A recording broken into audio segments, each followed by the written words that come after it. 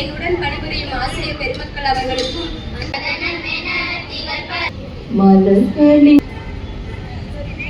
அனைவருக்கும் வணக்கம். எல்லாரும் சௌக்கியமா இருக்கீங்களா? நமது முதல் குறிக்கோள் வறுமையை ஒழிக்கணும், அறியாமையை போக்கணும். ஒரு நாட்டுல பாதி ஜனம் படிப்பறிவு இல்லாம இருந்தா அந்த நாடு உருப்படுமாலே. அதனாலதான் 1 மைலுக்கு ஆரம்ப பள்ளி, 3 மைலுக்கு இடைநிலை பள்ளி, 5 மைலுக்கு உயர்நிலை பள்ளி இருக்கணும்னு திட்டம் வகுத்திருக்கோம்.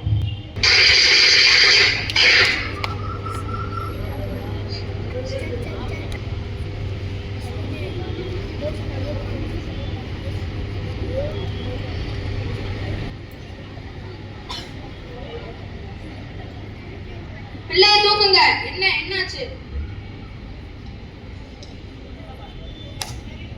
காலையில என்னப்பா சாப்பிட்ட?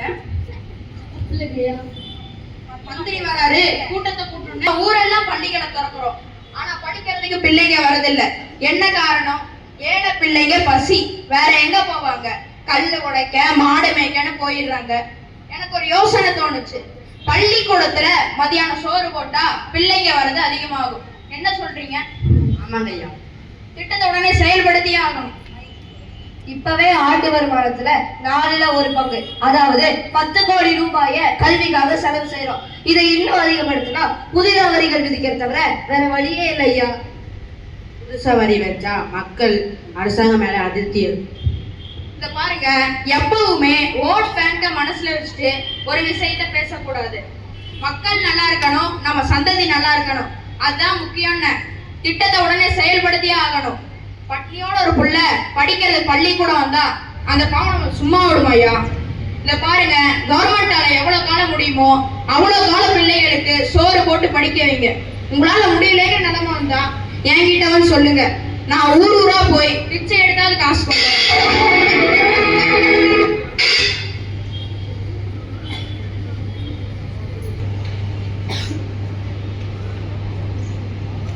அம்மா அம்மா இங்க வா. பைப்பு புதுசா இருக்கு, பஞ்சாயத்து போர்டுல பணம் கட்டி எடுத்தியா? இல்லன்னு சொல்லிட்டு இதை போட்டுட்டு போனாங்க. தாயி, வெளியே பஞ்சாயத்து போர்டு ஆபீசர் இருக்காரு, நான் கூப்பிட்டேன், அவரை வர சொல்லு. சரிங்கண்ணே. நீ யார்கிட்டயாவது நம்ம வீட்டுல பைப்பு போடணும்னு சொன்னியா? இல்லையா, நான் யார்கிட்டயும் சொல்லல. நீ மந்திரி ஆனானே அவங்களே வந்து போட்டுட்டு போயிட்டாங்க.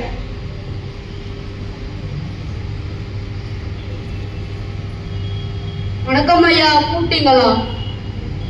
இந்த பைப் கனெக்ஷன் உங்க ஏற்பாடு தானா? அம்மா தெருக்குழாயில தண்ணி பிள்ளை பார்த்தே. எங்க அம்மா மட்டுமா? தெருக்குழாயில எத்தனை பேர் தண்ணி பிடிக்கிறாங்க? அவங்களுக்கெல்லாம் நீ ஓசிபி போட்டு தருவியா? சிஎம் வீட்டுல ஓசிபி போட்டதை பார்த்து இந்த ஊர் பிரசிடென்ட்டும் ஓசிபி எடுப்பான், அதை பார்த்து ஆபீசர்களும் செய்வான். இப்படி எல்லாரும் செஞ்சா நாட்டுக்கிற சொத்தெல்லாம் கொல்ல போயிடும். இத பாருங்க, நீங்க என்ன பண்ணுவீங்களோ ஏது பண்ணுவீங்களோ தெரியாது. இன்னும் 5 நிமிஷத்துல இந்த பைப்பை உடைச்சு எடுத்துட்டு போறீங்க. சரிங்க ஐயா. ஊரு விஷயம் என்ன சொன்னாங்க? உங்காட்சி நாட்டுக்கு என்ன குறை இருக்க போகுது? விருதுபட்டி விருதுநகராட்சி. நான் அம்மாவை பார்த்தேன். என்ன சொல்லிவிட்டா? கொடுக்குற பணம் பத்தலையா, இன்னும் கொஞ்சம் பணம் சேர்த்து அனுப்ப சொன்னாங்க. இது நல்ல கதையா இருக்கே. சிஎம் ஆகிறதுக்கு முன்னாடி 50 ரூபா அனுப்பிச்சேன், ஆனதுக்கு அப்புறம் 100, 120 ரூபா அனுப்பிச்சேன், அது பத்தலையா? வேற என்ன சொன்னா? ஒரு போர்வை வேணுமா, அப்புறம் ஒரு ஃபேன் வேணுமா. இது நல்லா இருக்கு. குளிர்னா போர்வேன், அப்புறம் ஃபேன். நைட்ல குளிர் இருந்தா பகல்ல வெக்க இருக்காதா? அது சரி, போர்வையை முதல்ல வாங்கலாம், ஃபேன் அப்புறமே பார்த்துக்கலாம். சரி தம்பி, இங்க வாப்பா. ஒரு 3 பேருக்கு சாப்பாடு இருக்குமா? இருக்குங்க ஐயா. சைவம் சாப்பிட்டு உடம்பெல்லாம் அழுத்து போச்சு, அசைவம் செய்யலாமா? செய்யலாங்க ஐயா. ஒரு 3 முட்டை வாங்கிட்டு வாங்க. ஆகட்டும் ஐயா. சிஎம் வீட்டு அசைவனா கோழி கடை அது இதுன்னு தடபுடலா இருக்குன்னு பார்த்தா வெறும் 3 முட்டை தானா? மட்டன் சிக்கன்லாம் வாங்கினா நம்ம சம்பளத்துக்கு கட்டுப்படி ஆகாது. ஏதோ துட்ட மிச்சம் பண்ணா ஏழை குழந்தைங்க படிப்பு கொடுக்கலாம். இங்க அசைவம்னா முட்டை தான்.